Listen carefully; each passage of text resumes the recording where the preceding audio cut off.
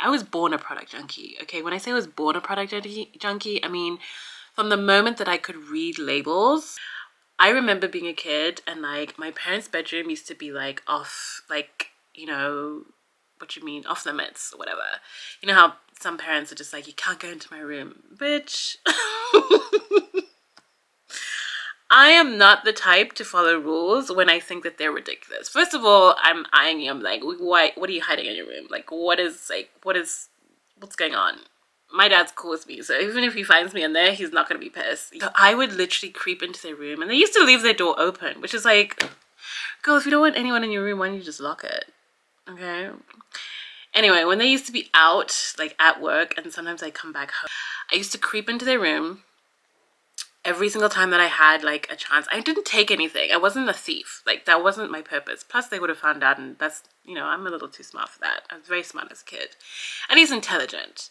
And so I'd creep into their bathroom because I was just so like fascinated about product. Like as a kid, like I'm not buying my products that I use every day, right? I'm just like, you know, whatever's on the shelf, throw it on and hope for the best. You know, we're not really educated as kids about what to use on our skin, why we use it, how often we should use it, blah, blah, blah. Which is very interesting when it comes to this whole debate about a kid's skincare brand coming out and everyone kind of freaking out about it.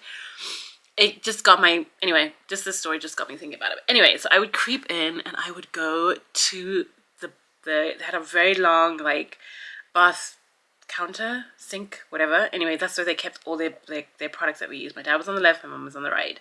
And when I tell you, I went from left, that's your right, but this is my left to right, reading every single bottle. Like I would be reading this fine print.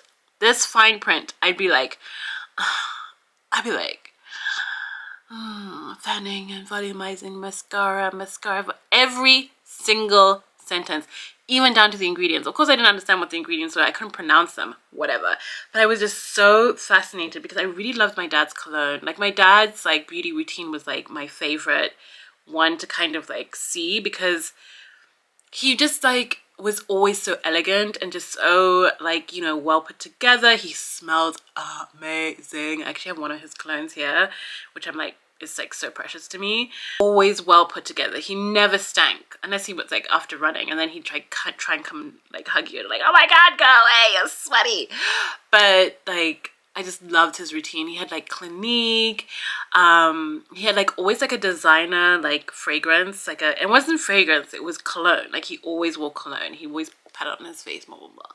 I used to just be fascinated. Like as a like girl, I think people kind of assume that you're going to be watching your mom do your makeup, but for me it was my dad doing his skincare, and like I was just like, this is so interesting, like what are you doing? And like I just remember like he had the deodorant from Clinique.